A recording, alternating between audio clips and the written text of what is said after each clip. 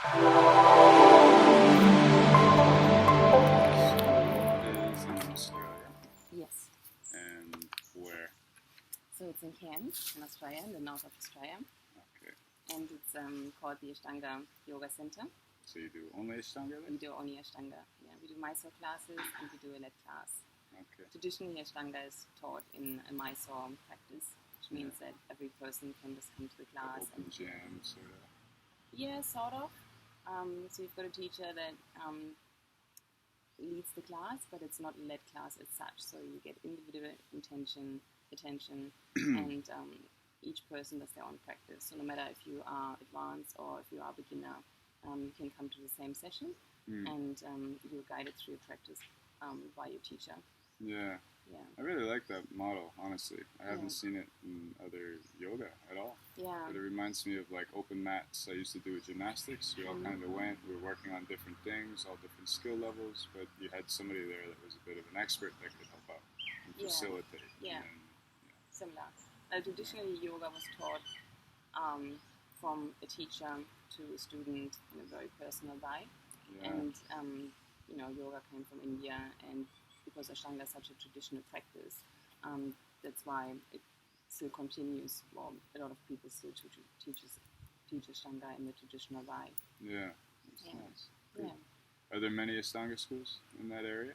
In Cairns, actually not. So we're the only school in... Beautiful. Yeah, the only school in Cairns that teaches traditional Ashtanga yoga.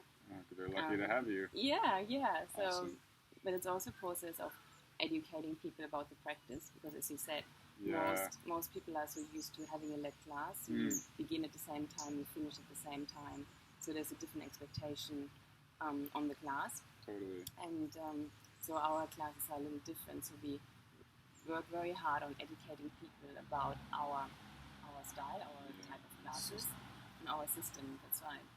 And that's the majority of work we do at the moment, to educate people, especially if nobody knows the practice, nobody knows this way of practice, and it just takes a little bit of time to educate people. Yeah, I mean, I've been in the yoga world since I was 16, and I'm actually very surprised that I haven't actually got that much Ashtanga experience. It just hasn't made it across my path. And even Dan yoga, for instance, which is this obscure Korean yoga, has. Yeah. So as much as I've heard the word Ashtanga, it took me till even just kind of meeting you, and then having to do recently some classes in Ashtanga, literally in the last 3 weeks since even we've been hanging out. So it's it is pretty new ground to train a bit. There's a lot of misconception as well, because most people say, yes, I've done Ashtanga, Ashtanga Vinyasa class, but it's because there's so many different styles of yoga at the moment. A lot of people get very mixed up about the differences in classes, and that's really important to me as a yoga teacher, teaching in the traditional way, that you stay true to your lineage and you stay true to the actual practice. And a lot of people get confused about just what they've actually experienced and what we actually do, what we offer. Absolutely. Yeah. When I took the class about 2 weeks ago, a week ago, the teacher said, "Has anyone here done Ashtanga before?" And I said, "I'm not sure, honestly, because I know also like some of the sun salutations that I did in my yoga teacher training were from Ashtanga, but we certainly didn't do Ashtanga jam. I'm calling it jam, sorry, but that's okay. You call it open?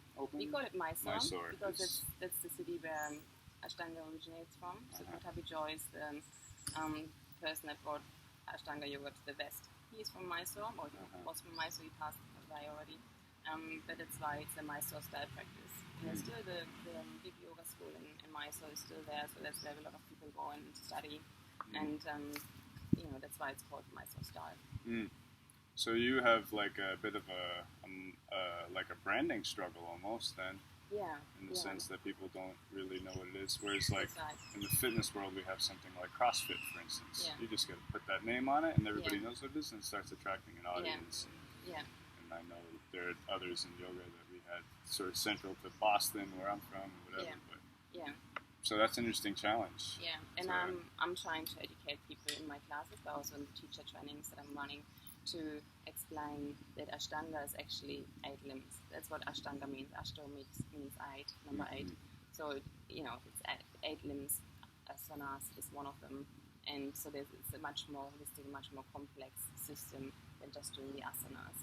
And, I'm trying to educate people in the why. And usually asanas are for us the first, point of contact to get in touch with yoga. Yeah. But then people develop an interest in meditation, maybe in pranayama, looking at yamas or niyamas, and then it becomes a system, then it becomes a lifestyle, and becomes a choice, a way of living. And that's the beautiful way about developing a practice. Yeah.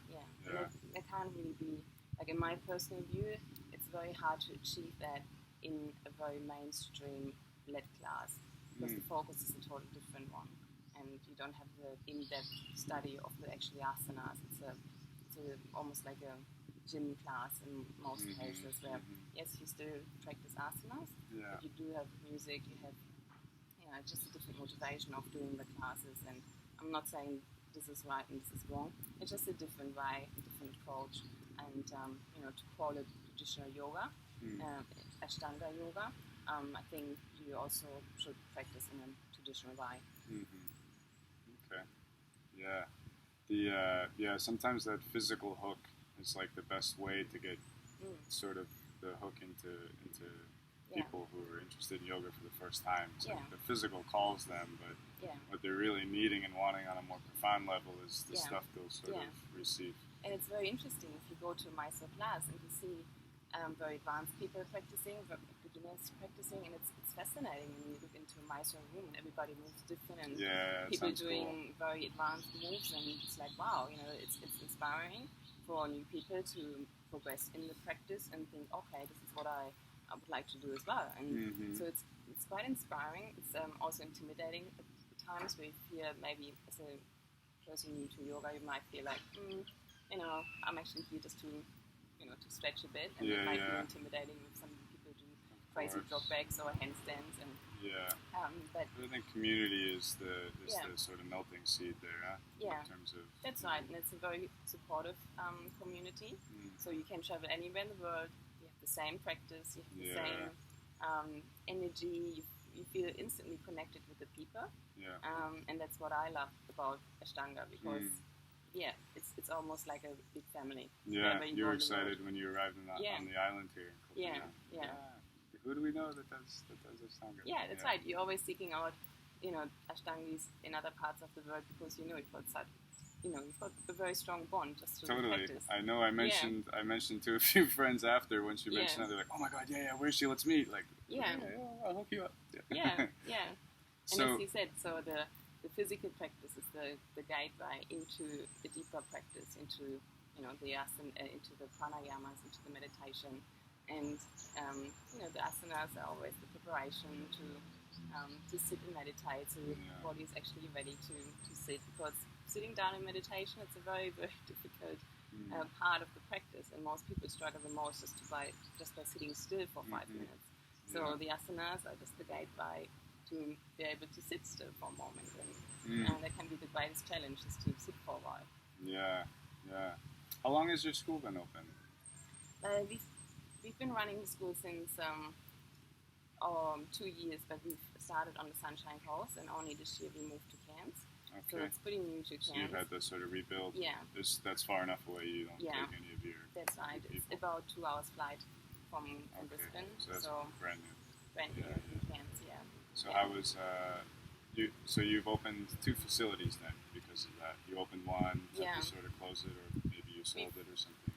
We were just renting a space on the Sunshine Coast, and now we moved to Cairns, where we can't be renting, but we are just in the process of building our own retreat. So we purchased property where we want to build our own Ashtanga retreat with accommodation and yoga shala, where we will have yoga retreats and teacher training centers. That'll be super fun. So it's a beautiful space that's in the middle of the rainforest on the river. And it's really magical, and we're just in the process of creating the space, and would like to have everybody, invited to come and to practice with us. Mm. And it's not just Amazing. Ashtanga, because we're going to have a permaculture farm there as Oh, well. cool. And, different... You didn't tell me that when I mentioned permaculture earlier. No, we want to invite people from all different walks of life, not just Ashtangis, to come to us and to share what they have to offer. I don't have to be an Ashtangi? No. You can share. You've got so many amazing things to share. So we would love to have you there and share with everybody else what you have to offer. And so we can all learn from each other. And, we can live in nature, we can appreciate what nature has to offer, and we can give back to nature or give back to the community. And that's our idea of how we want to live. So we are in the process of creating this, and that's very exciting. Yeah, good. So is that sort of your main focus right now? Or are you still just sort of building what you have more? Or? Yeah, it's pretty much my main focus, apart from running teacher trainings and traveling to other countries. I'm focusing on the retreat at the moment. So because it's also going to be our home, so our house is going to be on the property as well. So it's a beautiful. busy time at the moment. Love to see. Yeah. So hopefully by mid next year we're planning to be open and running. So good for you. Yeah. So that was. Were you doing some teaching before you opened the first school? You were teaching for other schools. I've been teaching for other studios. Yeah. But I found always there was a little bit of a conflict between the practices in the studios and Ashtanga, where people added to the confusion about the practice. Yeah. And that's why I decided, no, I want to be true to what I'm teaching, what I'm practicing. And that's why I kind of differentiate Ashtanga to other studios. Yeah. Because, it's confusing for people.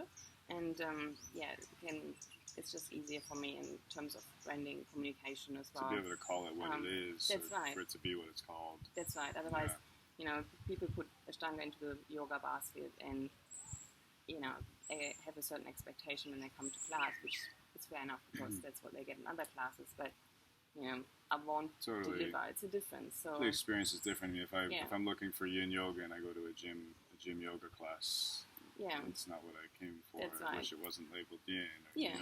That's right. So just to make it more. Yeah. So you have a very clear target audience, really. Then, well, I mean, ideally you'd like people who are interested in Ashtanga, but you're introducing so many people to the topic. Yeah. So who is sort of your target audience then, or is it sort of? Surprisingly, it's a very open. Like I'm always surprised what people actually come to my class. So it's a real mixture, like all ages, young people, older people, people with physical problems or and it's really amazing the differences in people because Ashtanga is such a strong practice, and you would think it may only attract younger people or fit in strong people, but from my experience it attracts also people that can't keep up in normal class and that find it, the Mysore style is good for them, for instance. That's right, because they can go on their own pace.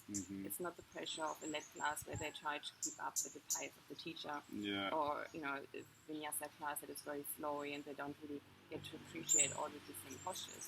In Mysore class, you learn the postures, you understand the postures, and then you progress. And it's a slow progression.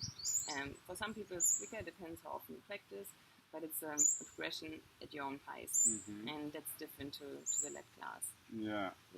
So to target a specific audience is a bit tough. You just have to sort of let your community know that Ashtanga is there and that anyone interested. That's right. You can't get too specific. It's like Yogi always used to say, everybody can do Ashtanga except lazy people. So if pretty much that sums it up. Everybody has the ability to practice this practice because there's so many variations you can do. I've heard of people that been in the wheelchair that have practiced Ashtanga yoga. Guruji was amazing to put people into positions and to help them through the practice. So it's available to so many people. I know Ashtanga yoga teachers that sit in a wheelchair that teach yoga. So it's not limited to certain people. You don't have to be fit. You don't need to be this and that and flexible. It's an opportunity really to reinvent yourself internally and externally anyway. So even if you are a lazy person, this can be your ticket to try again. That's right. And then especially a lazy person needs this practice because this practice requires discipline. Mm-hmm. And we practice 6 days a week. Not everybody has the motivation to do that, and also prioritize yoga as much to make the time. Yeah. We always suck at what we haven't done yet. And people try things once sometimes, and no, I'm not good at that. Like, I don't like exercising. Why? I'm not motivated. You practice being motivated. You know, like that also takes practice. It's a skill. It's a muscle. Yeah. So because we want to help some of the new yogis or yoga people for a while who have been in the business from a business perspective. Do you mind if I ask some business questions about your experience? Yeah. So, like typical class sizes, how many classes do you run a week? How big are your classes? This type of profile question. So I've been teaching classes from, private classes from one-on-one sessions, and some classes are 40, 45 people. Wow. So just quite you, a big or audience. you have? Yeah, just me. Mysore classes are usually a lot smaller. You might have only 10 people in the class, and sometimes only 5 people in the class. Okay. So it depends on, the time and, different things. But you can probably expect around 10 people in the class. For Mysore. And yeah. then I mean, you've got a big class, 40 or 50 maybe for the Ashtanga, is that correct? The lead class? Ashtanga depends on my personal experience. That was more like a lead class with so many people, and that's really the maximum for one teacher to have such a big group size. But where you guys have a sequence that's very Ashtanga in specific, I think lends itself to that a little better in terms of one teacher for many students because it's a sequence. Yeah. Whereas if we're doing just some regular flow, that can change a lot. To explain that and watch that, it's a lot tougher. So people need to know the sequence before they come to a lead class. But people always, it's more likely that people come to a lead class because it's easier if somebody talks you through it instead of going to the Mysore room or Mysore practice and do it on your own. Lead classes are usually more popular than Mysore classes.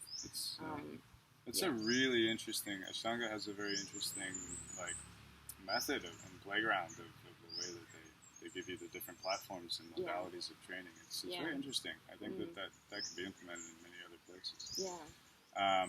But staying with business thought, so are people paying per class? Are they paying by week, month, membership? They can pay per class as a casual. They can purchase a 10-class pass, which then allows them to use the 10-class pass at their own price. So it's usually valid for 6 months, and they can come whenever they want. Is that more common, or do you do monthlies as well? No, I do the 10-class pass. That's it. And that works actually pretty well for people because then they don't feel like they sign up for something they can't. A lot of businesses, on the other hand, are concerned with receivable income. So I know, you signed a contract. I own martial arts schools, and that's how they used to do it before I entered the martial arts schools. You'd sign a contract for 1, 2, or 3 years, even 6 months. You could do monthly, but if you really saved money and wanted to commit and do that, they sort of helped with help push the commitment. But how I want to run my yoga school is more based on retreats, trainings, also teaching other trainers or teaching other teachers and helping them in their progression as a teacher. And it's not my focus is not so much on the day-to-day classes. So these are people that would you're in a bit of a transient place in terms of where you are stationed. Do people tend to come in, we're on Copenhagen right now. Everybody here almost, with the exception of a few, come and then go. It's in this nature a little bit. Because so that's the classes that I'm running different situation than some. So the classes I'm running at the moment obviously are for people that's starting with the practice or that have practiced before, and through our vision of our retreat, we want to shift that into more, a training platform for other teachers to come, for other people to practice. But it's not going to be like a school where we run so many daily classes, and that's why that's not our real focus. We're looking more. Totally. Yeah. for Cool. further development of teachers. So for now, as you've been running it, you're in, Sunshine, something about Now Sunshine. we're in Cairns, and Yes. before we were on the Sunshine Coast. Sunshine Coast. Yeah. Okay. Okay. So now where you are, though, you've been running classes openly, but you're more shifting towards the retreat Yes, model. that's right. Okay. Yeah, that's why we're setting up this retreat in Little Talents of Cairns. Yeah. So what are you doing for advertising now? You're not doing retreat yet, so it's going to Yeah. look different soon Yes, when you shift gears. So we're using Facebook, we're using website, we're using flyers, word of mouth, which is Cairns is a bigger city, but it's still small enough community where word of mouth really works. Okay. We talk a lot to other yoga schools as well, which we find is helpful just to build a community, because That's somewhat unique. Some people miss that step, huh? They Yeah. kind of make an island of themselves. Yeah, and I that like was that. really I important like that to you me. connect. Yeah. It was really important to me when I moved to Cairns, that I make a connection with all the teachers, all the studios, so they understand what I'm doing and I understand what they're doing, and then we can see how we can create a yoga community. Yeah. Because it's all about It's union so at much the end of the better. day, and even though they have a different Exactly. philosophy than I might have, or differences in how we teach, but at the end of the day we have the same goal. And There's we want so to- many win-win opportunities. That's right. That's Yeah. right. So I think that's a really important thing, to connect with the community, to connect with the studios, and just be open, try their classes, and Totally. and see what you can offer them, see how they can help you, and that's how you build community, and that's how you then start talking to people. Yeah. Because it's about building relationships, not just to people that come and pay for your class. It's also making an impact on the community.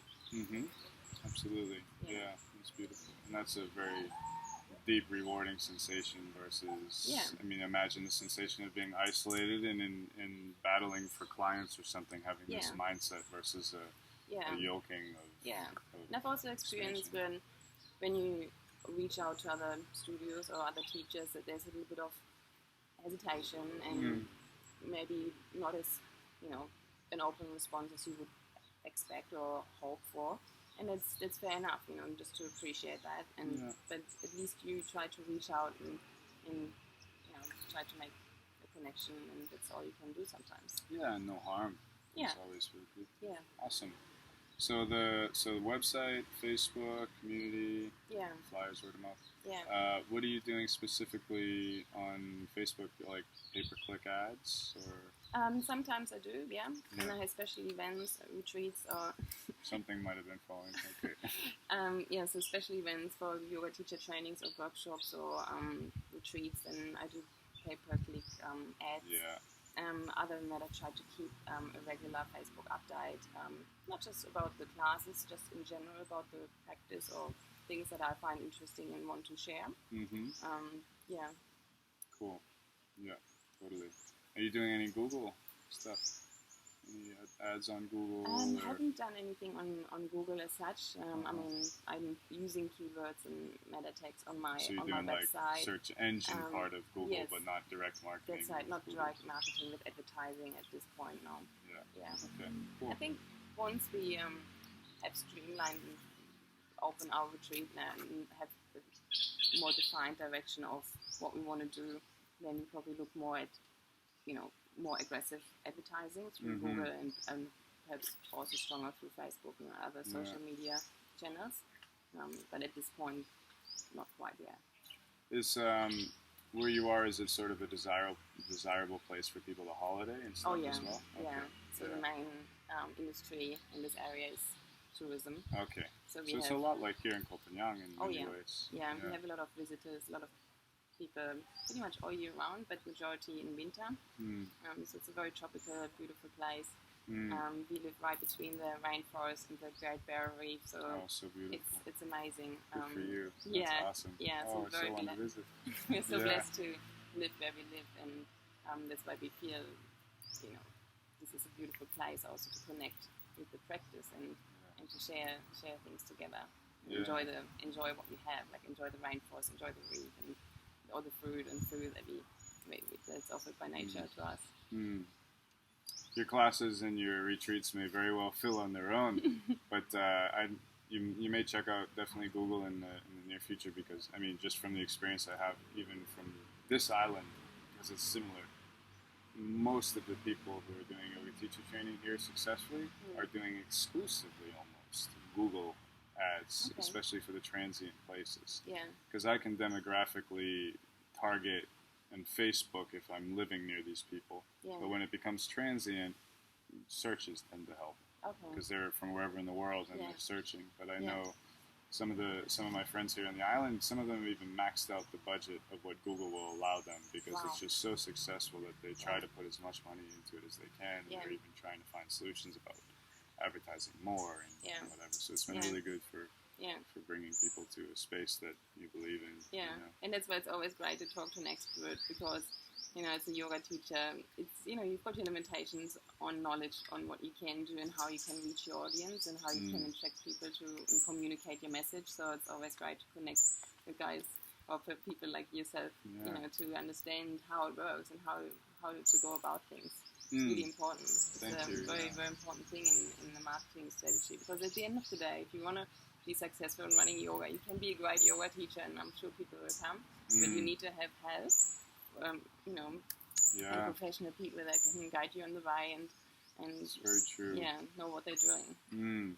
I remember, again, a lot of my marketing comes from these martial arts schools I had, and we had one guy that was a judo champion of the world at one point in a nearby school, and he was starving. He had no customers, and he was amazing as a martial artist, but didn't even, I don't think, know what marketing is. Yeah, he had a gold medal from the Olympics, and he had an empty school. You can be the best teacher, but if nobody hears about you, nobody finds out. So how am I supposed to find you? And some of us are sort of modest and noble, and we don't, business comes with all these other things that we need to work with, and we don't want to be pushy, and we want to be about our art and whatever. So, but if we want to expand, we need to have that at least happening for us. If we're not doing it ourselves, or if we are, to really bring people through our door. Yeah.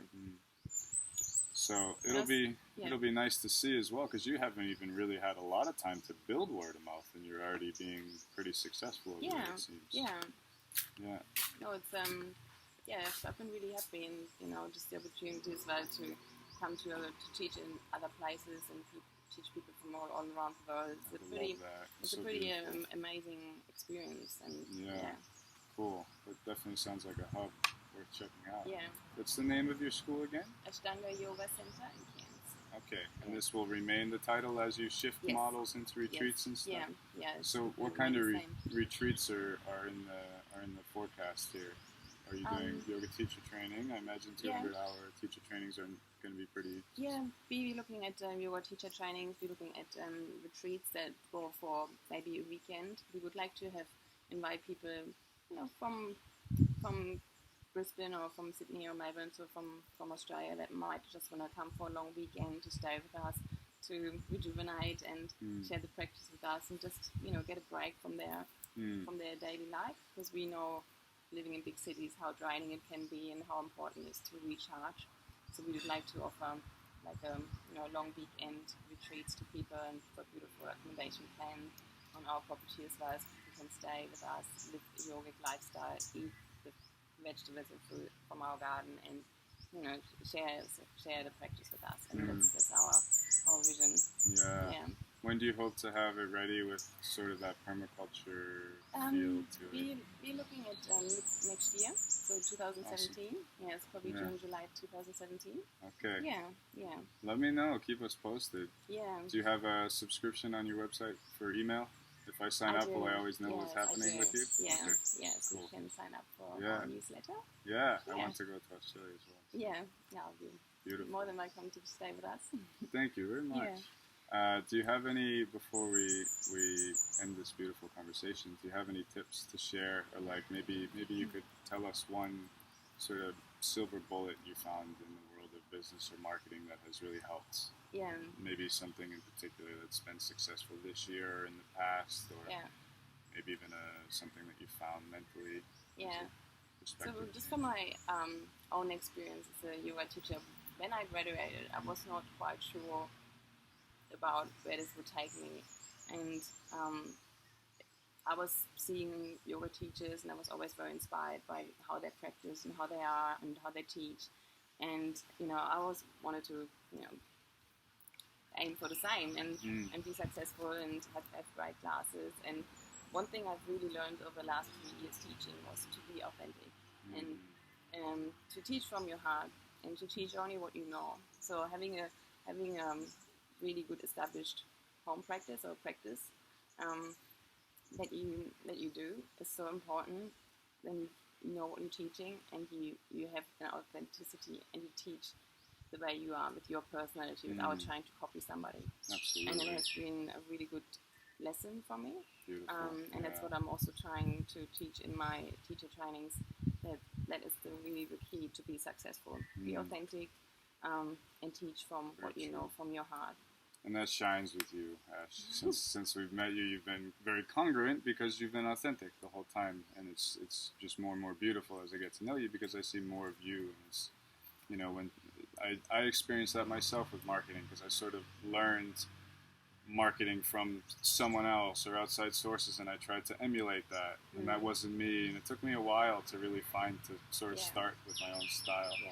And the beauty of that too, it's twofold. One, you're actually doing what you love more, because you're not trying to, okay, like, this is very important to people, I want to sell it, I'm going to duplicate this, but really what you love is a very different thing. Yeah. But it's very easy to be much better and get a deeper knowledge of something we love and then deliver that authentically because it's coming from a place of passion. Yeah. Yeah. So I appreciate that, and I think it's very easy to see for myself and others in you, and it's extremely valuable in your program. Yeah. And I think that's an awesome business tip, really. Because anyone, you know, if I had the same two centers, yours and another, as a competitor, and one was just trying to be you and one was you, you can feel the difference, and everybody's going to go for the authentic. Yeah. So I can only encourage yoga teachers that just starting, haven't really found themselves, just keep working on yourself. And you will find out who you really are, what's your path, and you understand then, okay, this is the practice that I feel is right for me, and this is what I want to share with others, and this is what I want to teach, and then you develop your own niche, or you develop your own style of yoga, or whatever it is, and you be successful because you teach from your heart. Yeah, perfect. And life is successful because we haven't missed any time, we haven't lost any time, you know. That's, I think, one of the beautiful things about those of us who are teaching yoga from that authentic place. We're so lucky. We're so lucky that this profession even exists, and that we can spend our life just doing that and being around people who really appreciate it. It's such a gift. And it's busy. It's work. You know, a lot of people think, oh, you know, I'm teaching yoga and this is like very flowy, and it's hard work. It's, you know, you can't get around it. It's hard work, but it's so rewarding, and it's something, if you love it so much, it doesn't feel like a burden. Exactly. It's just something you love to do, and so it doesn't matter if you work 14 to 15 hours a day. It's like, okay, this is what I want to do. This is my life.